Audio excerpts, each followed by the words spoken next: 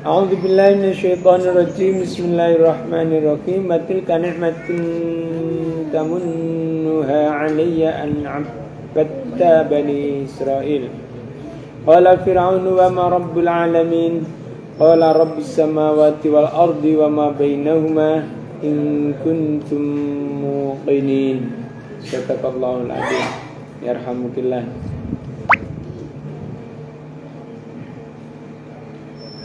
Watilka dan itulah, ayo. Watilka dan itulah. Nikmatun nikmat. Nikmatun nikmat. Tamunnuha. Tamunnuha. Yang kamu limpahkan. Yang kamu limpahkan. Alayya kepadaku. Alayya kepadaku. An agar. Untuk. Abadta. Kamu memperbudak. Bani Israil.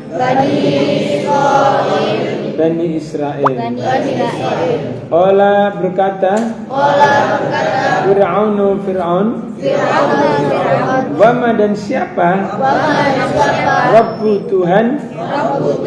Al-alamin semesta alam. Ola Nabi Musa berkata. Rabbu Tuhan. As-samawati langit. Wal ardi dan bumi. Wama dan apa yang bainahuma di antara keduanya. In jika kuntum ada kalian semua muqinin orang-orang yang yakin. Pengakuan Nabi Musa ya kepada Fir'aun, dan itulah memang kebaikan yang telah engkau berikan kepadaku satu orang, sementara kamu memperbudak seluruh keturunan Israel. Ya. The children of Israel artinya apa? Kamu mengatakan ingin balas budi, membuat kebaikan kepada aku satu orang, sedangkan seluruh keturunan Israel berapa juta itu semua kamu jadikan budak. Itu artinya tidak sebanding, sehingga tidak perlu kamu meminta balas budi. Tidak perlu ngomong kalau kelakuanmu ya apa gitu. Qala Fir'aun wa ma rabbul alamin. Fir'aun berkata, siapa sih? Apa sih gitu? Siapa Tuhan semesta alam itu? Karena selama hidupnya dia tidak mengenal namanya Tuhan. Yang dia tahu ya akulah gitu. Dialah Tuhan itu sendiri. Sehingga ono ta pangerane sakliyane dia. Selain dia itu dia bertanya. Hingga sekarang secara jujur, apakah ada pertanyaannya itu memang dia ingin ditunjukkan betul. Ya, Nabi Musa menjawab, Rabbus samawati wa ma bainahuma. Tuhanku itu Tuhan kita semua, Tuhannya ini adalah Tuhan seluruh sekalian alam, Tuhannya langit, Tuhannya bumi, dan segala sesuatu di antara langit dan bumi. Dijogo anak itu mas.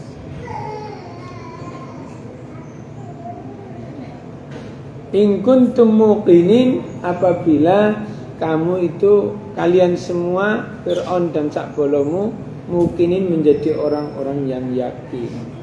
Karena walau bagaimanapun penjelasannya, kalau seorang tidak mempunyai etikat untuk beriman, untuk memenuhi hati, relung, pikiran, jiwanya untuk meyakini, yang nggak bisa menolak, ya nggak bisa pasti menolaknya. Karena akal manusia itu terbatas, harus dilengkapi dengan perasaan jiwa. Nah, kerjasama antara otak kanan otak kiri yang kemudian memerintahkan untuk bersinergi, nyambung, dan kemudian hati perasaannya bisa mengolah dengan baik, ya baru akan menjadi suatu bentuk keyakinan. Tapi kalau tidak, ya bagaimanapun dijelaskan susah, sulit. Ya. Apalagi sesuatu yang di luar nalar, sesuatu yang di luar jangkauan mata manusia di luar jangkauan indera, tidak bisa dilihat secara langsung. Ini menjadi perhatian kita agar bagaimana sebisa mungkin menjelaskan sehingga membentuk keyakinan tidak hanya dari perasaan saja, tetapi otak manusia akalnya bisa menerima dengan baik, bisa mencerna dengan logis, logikanya menerima. Nah, itu bagaimana menjelaskan tentang nilai-nilai ketuhanan. Nah, di sini kita dilatih untuk itu. Bagaimana meyakinkan orang, mengajak orang untuk menyembah, mengabdi itu melalui proses penyadaran diri, melalui proses mengenal alam, proses menunjukkan suatu eksistensi di luar diri kita, tetapi nyata adanya. Karena ternyata indera penglihatan sekalipun tidak bekerja secara maksimal. Mata saya tidak bisa melihat kaca. Mata kita semuanya tidak bisa melihat kaca yang sebelum jarum angka yang ada di jam dinding. Betul? Betul. Kenapa? Karena beningnya si kaca. Padahal mata untuk melihat, indera penglihatan, apalagi keberadaan Tuhan Allah yang gaib, Allah yang di luar dimensi kita. Nah, ini kan kalian lihat, mata kita tidak mampu melihat kaca. Ya, padahal kaca ini ada, atau plastik ini. Saking beningnya, karena beningnya kaca, kita tidak melihat kaca, tapi langsung melihat jarum dan angka. Kenapa? Karena beningnya si kaca. Nah, kita kepada Allah Subhanallah yang Rabbus samawati wal ard, menciptakan langit dan bumi, dan berada di antara langit dan bumi dan seluruh bainahuma mil'us samawati wa mil'ul ardi wa mil'u ma syi'ta min syai'in ba'du, memenuhi langit, memenuhi bumi, dan di antara segala sesuatu. Kita tidak mampu melihat. Kenapa? Karena Subhanallah, Maha Suci Allah. Karena beningnya kaca, mata tidak mampu melihat. Karena Maha Suci Allah, mata kita tidak bisa melihat. Oh, mata indera untuk mengindra ini aja nggak bisa, apalagi mengindra di sesuatu yang di luar dimensi kita, yaitu Allah. Pasti tidak bisa. Nah, Subhanallah itu, latifnya Allah itu kita pahami melalui hati, iman, perasaan, ya, menganalogkan mata yang tidak mampu menembus, apalagi mata batin, sehingga membutuhkan kerja keras. Kenapa? Karena kita melihat ada sesuatu kekuatan diri kita di luar kemampuan kita yang ternyata menguasai diri kita. Kita menyebutnya Allahu Akbar, Allah Maha Besar, Al-Azim, Maha Agung, Al-Ali, Maha Tinggi, A'la, tinggi, luhur, A'la tinggi, Ali tinggi, sehingga kita sebut mil'us samawati wa mil'ul ardi, memenuhi, full, mil'un. Kalau mil'un, ya akhirnya menjadi benar-benar satu dan tidak terbagi zatnya, sifatnya, af'alnya, dan seterusnya.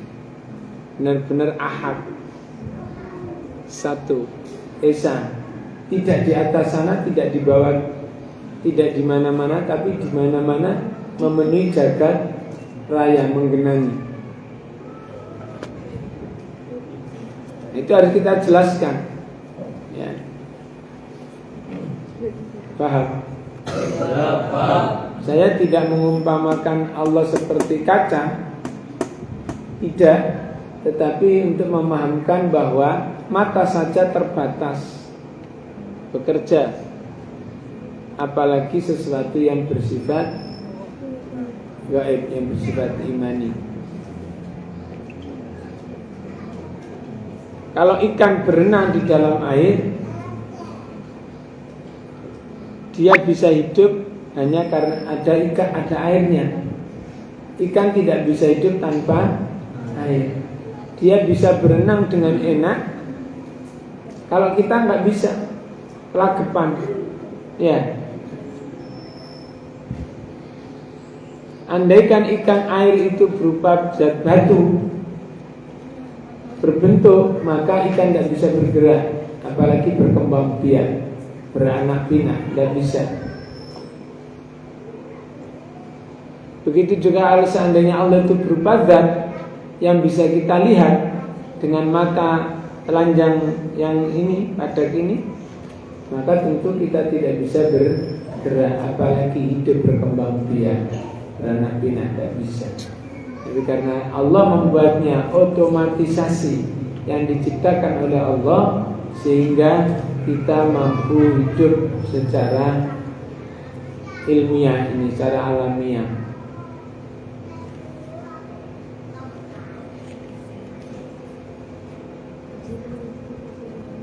Oke, terima kasih.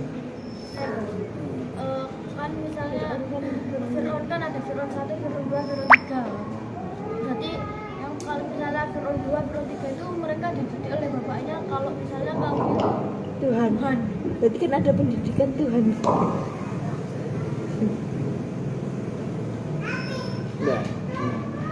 Ya, pertanyaannya bagus. Ada Fir'aun 1, 2, 3.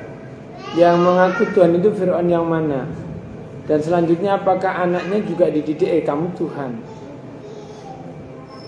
Berarti ada anak Tuhan, bapaknya Tuhan. Begitu bapaknya meninggal, ada anaknya Tuhan. Berarti kalau punya cucu, cucunya Tuhan. Berarti anak ponakane Gusti Allah. Ponakane Tuhan, ya. Anak mertuai Tuhan. Apakah ada pendidikan ketuhanan begitu? Ya memang dia secara indoktrinasi kepada anaknya bahwa kamu itu penguasa, tidak boleh menunduk gitu. Ketika Musa kecil dengan yang akan menjadi Fir'aun yang ketiga, kalau nggak salah itu Fir'aun Ramses Akbar III, ya, yang menjadi lawannya itu kecilnya kan bersama bareng temannya. Artinya waktu kecilnya bersama-sama bersama Fir'aun. Nah, kemudian tiba-tiba yang satu menjadi Tuhan, yang satunya menjadi Rasul. Lah kok Rasul iki ana sing ngutus gak Fir'aun? Dari mana Tuhannya kan gitu. Secara syahwat politik, setiap orang penguasa pimpinan itu ingin menjadikan anaknya juga penguasa. Selalu begitu. Kalaupun tidak sempat, anaknya kemudian menuntut menjadi penguasa seperti bapaknya, orang tuanya.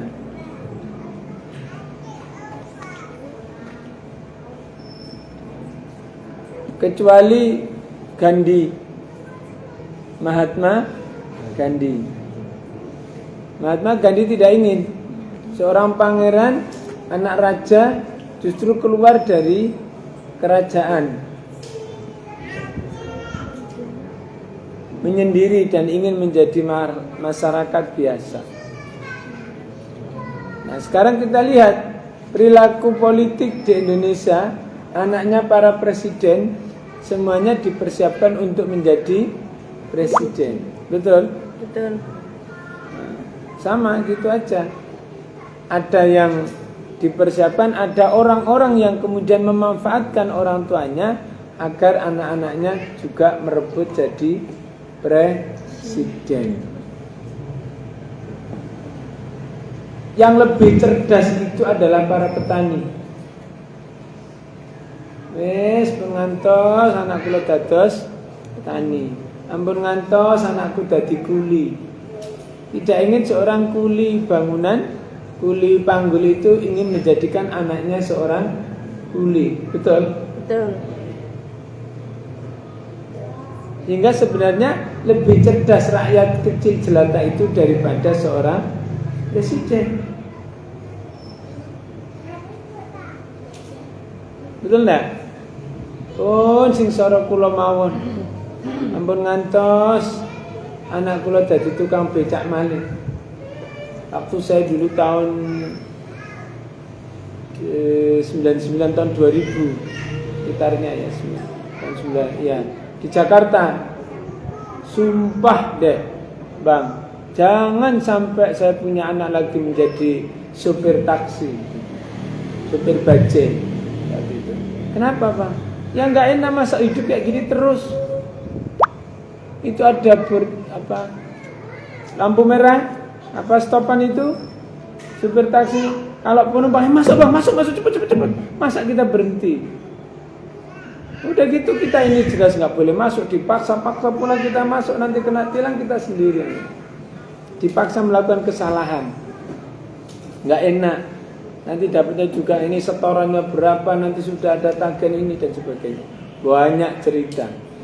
Seorang taksi tidak ingin menginginkan anaknya menjadi sopir taksi. Tapi ini pimpinan negara, pimpinan gubernur, kepala daerah selalu ingin menjadikan anaknya, berarti kan nggak cerdas, nggak punya pilihan yang lain. Ya toh, saya punya keluarga, pokoknya binjeng Gus, panjenengan cungakan anakku lo kakaknya dados kasung ngoten mawon. Lepae. Sampeyan kok mikir sik kasun, sampeyan dadi kasun, anaknya dadi kasun. Lah napa Gus? Ya dadi presiden ngono lho. Perdana menteri ta ngono. Nggih mboten gaduh. Ya digaduk-gadukno. Wong sampeyan sampe pensiun yo gak oleh apa-apa kok. Ya kan? Harusnya cerdas seperti tukang pentol, anaknya gak didadekno pentol. Gak jadi tukang pentol. Disuruh sekolah, mondok, kuliah, kemudian supaya jadi orang sukses. Jadi ini kayak gitu. Tapi ada juga di pertigaan sana, masih sarjana-sarjana apa? Warung emak iki lho terusno. Sing sitok dodol pecel, sing sitok dodol lontong, sing sitok bakso, sing sitok nyekel rawon. Pokoknya aja digerebutan warung emak iki. Gak ngira kurang, masih kuliah-kuliah oleh opo. Ada juga. Karena dia berhasil sukses, anak-anaknya sampai kuliah-kuliah gak oleh pekerjaan, balik dodol pecel. Ada tetangga desa sebelah ini kuliahnya sampai ke Maroko, Korea, sampai ke mana ini? Yaman, ke Mesir. Nang balik njegur tambah kita pesak. Lemari gede ya dipajang kok kono gak tau dibuka jolo. Jolo apa? Udang. Boleh apa? Udang luwih mahal daripada menjadi pengajar. Mulang gak dibayari, gak diupahi. Nah ini esuk-esuk buka jolo oleh duwe akeh. Hati luwih cerdas. Nah, ada juga boleh. Karena ngaji belajar itu menuntut ilmu untuk perubahan perilaku, bukan hanya untuk mengajarkan ke orang. Nah, ini software bagus, terima kasih. Saya kembalikan ke moderator.